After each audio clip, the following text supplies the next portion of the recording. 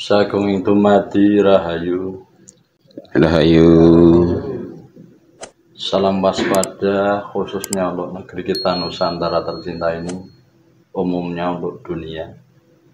Alhamdulillah pada malam hari ini kita semua masih diberi daya dan kekuatan oleh Yang Maha Kuasa, sehingga malam hari ini kita bisa berkunjung ke rumah Romo Bagas di Jogja.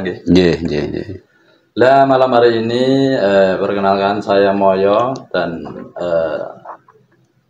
Romo Bagas dari Jogja. Ini mau mengadakan ngobrol santai, ngobrol santai, ngopi ya. Ngopi sambil ngopi utut nih Romo. Ngopi utut. Nah ini karena saya ini orang awam Romo, ingin banyak bertanya kepada Romo gitu. Ini yang pertama yang saya tanyakan ini mengenai Sastro Jendro Pangruwating Diyu.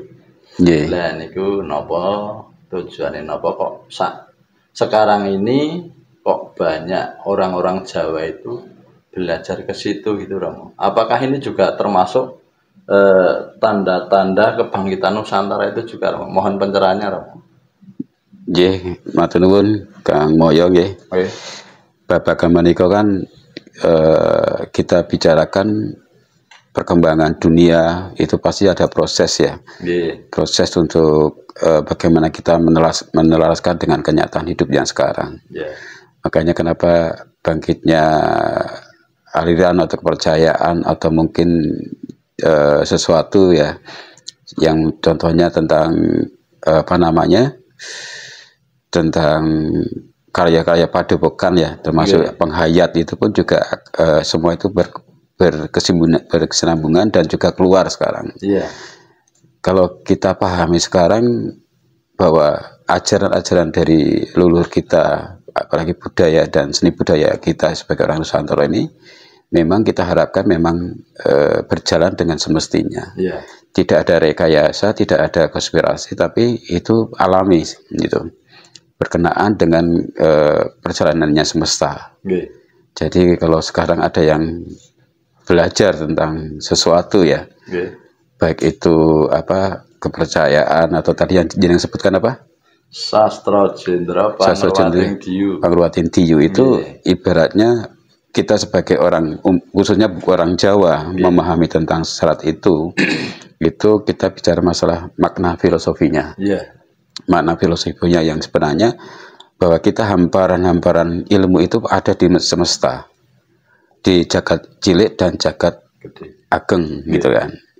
Lah cara memahaminya gimana? Dengan kita perenungan, pemahamannya dengan kesadaran. Kesadarannya dimaksud sini bahwa kita memaknai budaya kita tentang ajaran dari leluhur itu berproses seperti apa untuk kehidupan kita. Apa itu bisa mengena, apakah itu bisa juga meneraskan kehidupan kita di fase berikutnya. Jadi yang kita alami sekarang, kita pahami sekarang, kita lakukan sekarang untuk apa? Untuk hidup kita dan juga untuk hidup kehidupan yang berikutnya. Kehidupan berikutnya misalnya contohnya anak cucu kita nanti. Jadi pembekalan kesadaran dengan ajaran-ajaran dari leluhur ini, kita mencapai kesadaran bahwa ada pengaruh-pengaruh genetika yang dibawa oleh leluhur kita.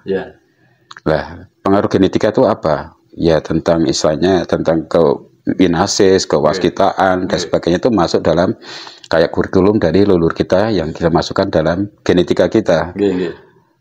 Kita bicara di fase kita. Setelah kita fase kita bisa memahami dari fase leluhur kita. Kita tumprapkan dalam kehidupan sekarang. Terus kita lanjutkan kepada kehidupan berikutnya ke anak cucu kita. Berarti anak cucu kita nanti punya bekal dari kita.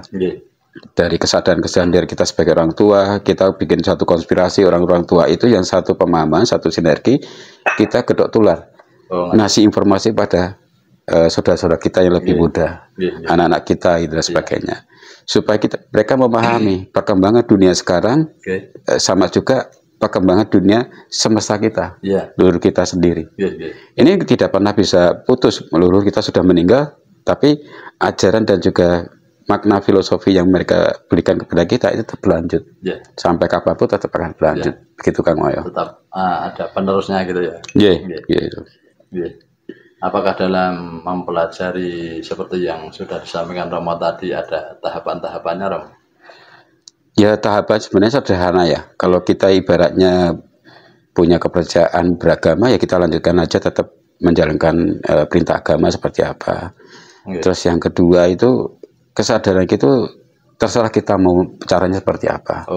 Misalnya kita kalau di agama tentu dengan berzikir, dengan tahajud dan sebagainya, atau mungkin di agama lain pun juga ada bertapa dan sebagainya. Itu kan prosesnya masing-masing untuk menimba kesadaran itu. Oh, jadi tidak ada trik atau tahapan-tahapan khusus itu tidak ada ya?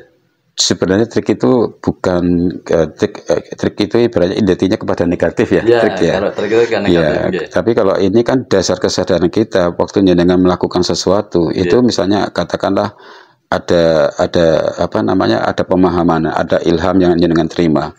Nanti konsepnya itu seperti itu. Jadi istilahnya nanti per orang pun juga akan berbeda. Caranya itu memberikan pandangan ke orang lain, kita bisa melihat orang lain itu bisa nggak menerima nasihat kita seperti apa, wajahan kita seperti apa, tergantung dari kita caranya kita memberikan. Jadi istilahnya kalau bicara gitu agak seninya pemaksaan, tapi pemaksaan bukan kita langsung memberikan doktrin enggak, tapi memaksakan bagaimana mereka bisa masuk ke dalam kesadaran kita. Oh ternyata apa yang dibicarakan Bopo, dibicarakan Kang Moyo itu seperti ini, ternyata masuk dalam kehidupan saya, pengertian saya gitu. Jadi tidak kita dengan dalil dengan apa enggak, karena kita bicara di alam kecil, alam alit ini dan alam ageng ya gitu. Nah itu untuk puncak daripada ajaran itu bagaimana, Romo? Puncaknya dari pengalaman. Jadi kita bicara pengalaman hidup atau pengalaman spiritual itu kan sebenarnya saling bersinambungan. Tergantung kita mau wedar dalam diri kita sendiri. Wedarnya seperti apa? Misalnya kita bicara tentang spiritual, itu kan hal yang tidak abstrak ya, nilainya abstrak ya. Nah, untuk kita wujudkan di nyoto itu berarti kan kita harus dengan kesadaran. Naranya seperti apa?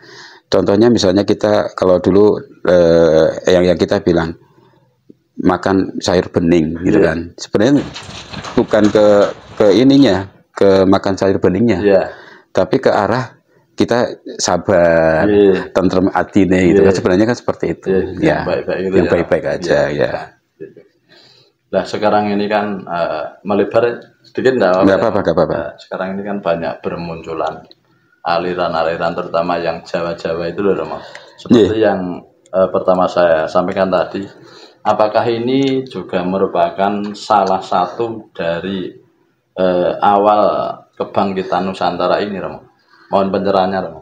Sebenarnya sih kalau dibicarakan tentang kebangkitan dan sebagainya ini intinya begini. Namanya hidup itu kan ada circle ya. Circle itu. Jadi ibaratnya dalam kehidupan kita pasti ada suatu nazar atau janji yang akan kita jalankan. Mungkin juga leluhur itu juga akan punya pemahaman bahwa ini akan kedua kepada anak cucu saya. Nah itu kadang-kadang bahasa itu tidak bisa ditangkap secara lahiriah. Makanya semesta jagat besar itu mungkin dengan perenungan kita melihat atau pesan dari jagat besar ini. Oh pesannya misalnya suruh ngelelah aku ke mana gitu kan, ibaratnya seperti itu. Di sana kita akan mendapatkan apa, pencerahan apa. Bukan kita bicara tentang goib apa enggak. Perjalanan selaku spiritual itu kan akan menentukan makna. Kita misalnya di sana ketemu, misalnya katakanlah waktu saya di salah satu gunung di Jawa Timur, di makamnya Eyang Bondowoso, saya dapat tiga petunjuk. Satu itu Punokawan Petro ya, satu itu Arjuna, satu lagi Eyang Ismoyo Cemar ya. Waktu itu saya tanya, kenapa kok saya itu dapat petunjuk tiga tokoh ini? Jadi sebenarnya dalam mata pencahari bukan mata pencaharian, dalam proses kita itu mencari jati diri, itu kita sebagai kayak Punokawan. Lari sana lari sini itu hanya untuk mencari pertemanan. Dari pertemanan itu kita akan mendapatkan keuntungan, ilmu ya kan, dan juga wawasan gitu kan. Dan proses itu artinya apa? Setelah kita jadi Punokawan, kita sudah memahami Punokawan itu bisa memahami teman, bisa melayani teman, bisa juga istilahnya bisa juga tempat untuk curhatnya teman gitu kan. Itu kan Punokawan kan banyak seninya di situ. Gelak tawa dengan teman itu termasuk juga pekerjaan Punokawan. Karena Punokawan itu bisa melihat melayani apa jadi junjungannya, gitu kan. Setelah itu kita jadi Arjuna. Arjuna kan bahwa berarti setelah kita matek jadi Arjuna dewasa ya, bukan Arjuna masih kecil, Arjuna dewasa itu beliau adalah satria. Satria berarti sudah mumpuni ya, gitu kan. Dalam dan luarnya berarti mumpuni, berarti bisa jadi pemimpin, gitu loh. Sudah bisa memimpin keluarganya, bisa memimpin masyarakat, bisa memimpin kerajaan dan sebagainya. Perang tanding pun juga mumpuni, karena sudah kasih bekal kanuragan, ilmu kanuragan dan sebagainya itu. Bisa juga dia dikasih apa ilmu juga untuk negosiasi, gitu kan. Karena memang daya lidah luar ilmu luar dalam itu istilahnya kalau sebagai satria udah muncul, gitu kan. Karena seperti kalau dulu itu harus turun gunung, satria turun gunung, kita sudah siap untuk berperang, gitu kan. Kembali kepada Semar adalah Brahmana.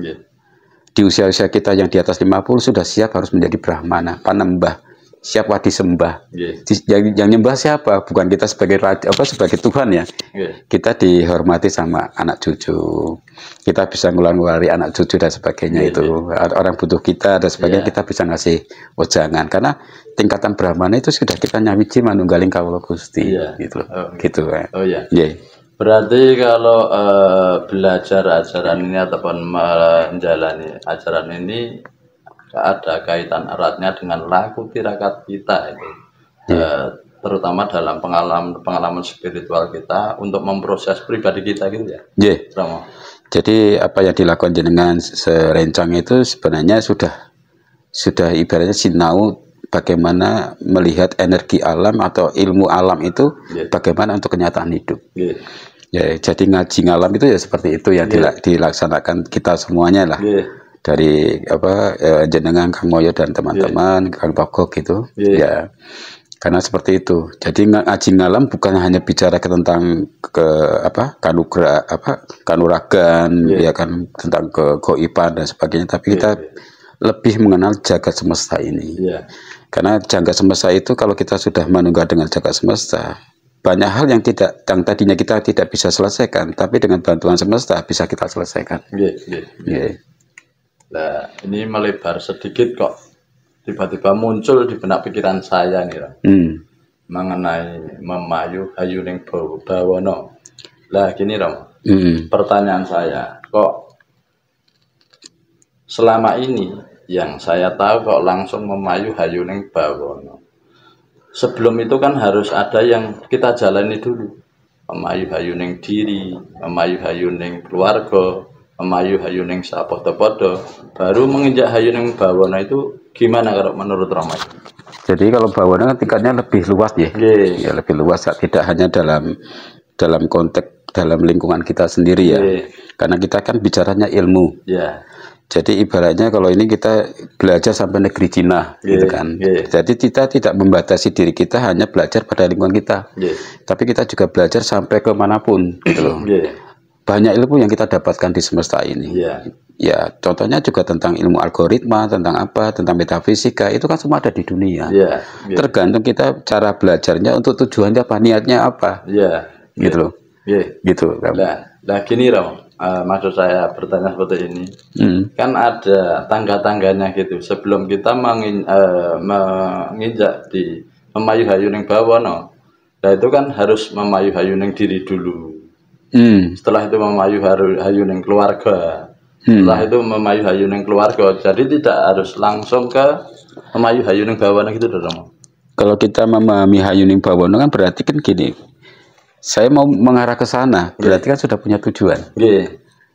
Secara kesadaran pun sudah dewasa, kesadaran itu kan sudah mumpuni untuk ke sana, ke bawononya itu. Kalau untuk ke diri, ke pribadi, ke keluarga, ibaratnya gini.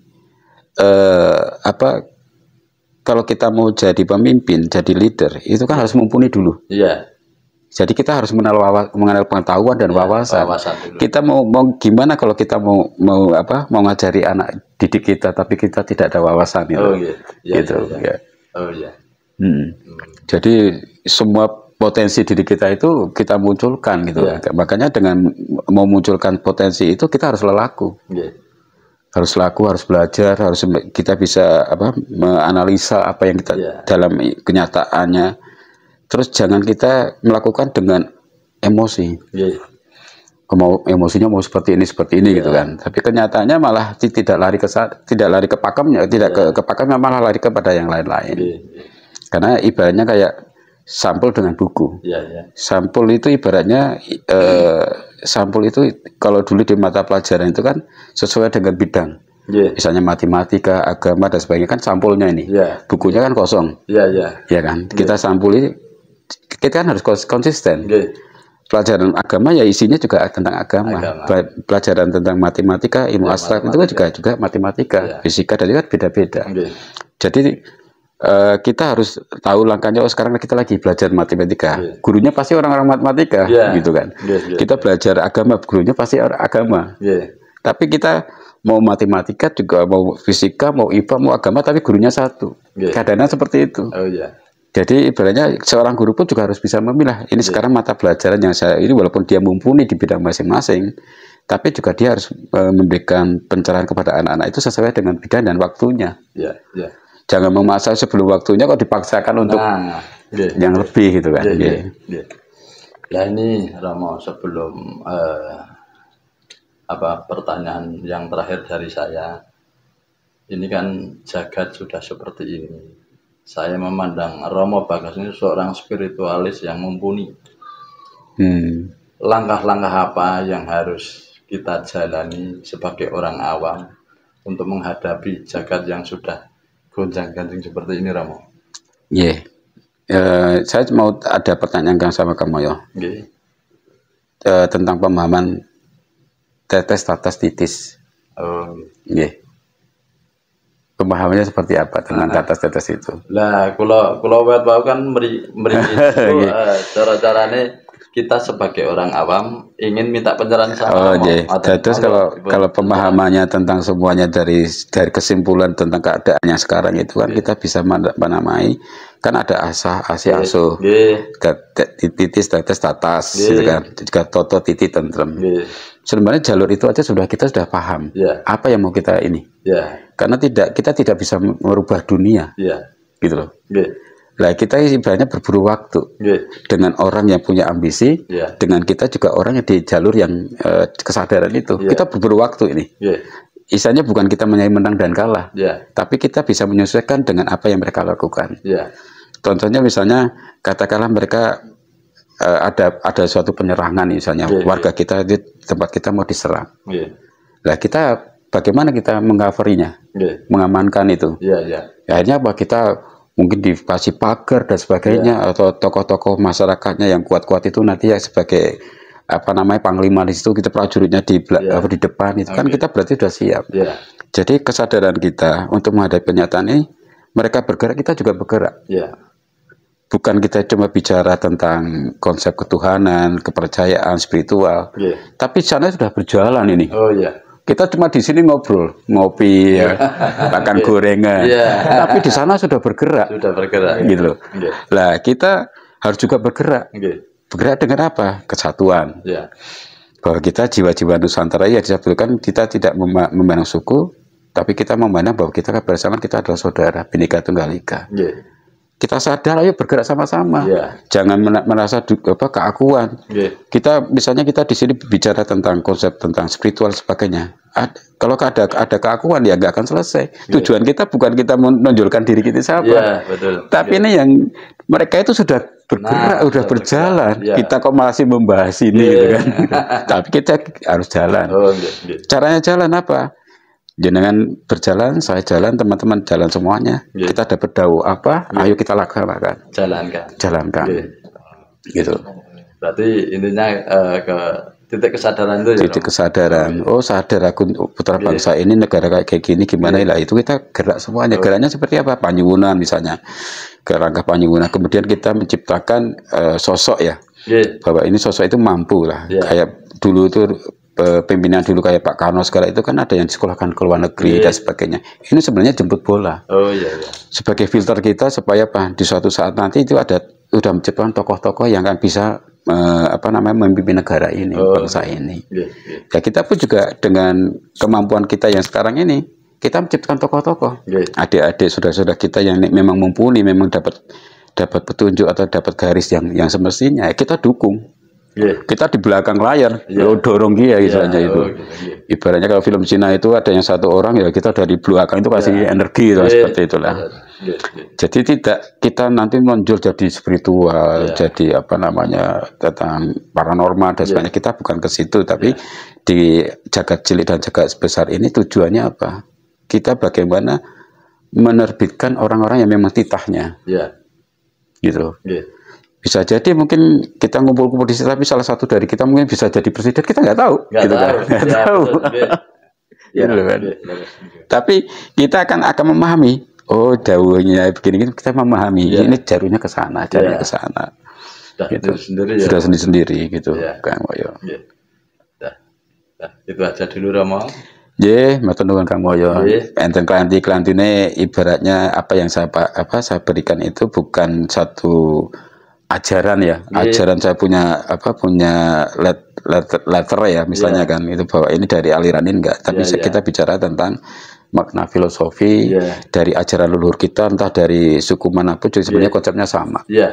Kesadaran dan bagaimana kita ke depannya itu fase kita bisa kepada fase berikutnya. Nah, kita tetap berjuang, kita tidak tinggal diam. Negara ini bagaimana kita bantu. Kita nggak melihat tokohnya itu siapa, gitu kan. Entah presidennya siapa, entah itu partainya siapa, kita nggak lihat ke situ. Tapi kita cinta bangsa ini, ya kita dengan kekuatan kita, energi kita bagaimana membantu bangsa ini. Terima kasih atas semua pencerahan yang Romo berikan. Semoga pencerahan dari Romo Bagas ini bisa bermanfaat dan menjadi pencerahan untuk kita semua. Amin. Nanti bisa disambung di lain waktu dan kesempatan, Romo. Matur nuwun. Cukup sekian. Matur nuwun. Sagung Dumadi, Rahayu. Rahayu. Ambil Pak De.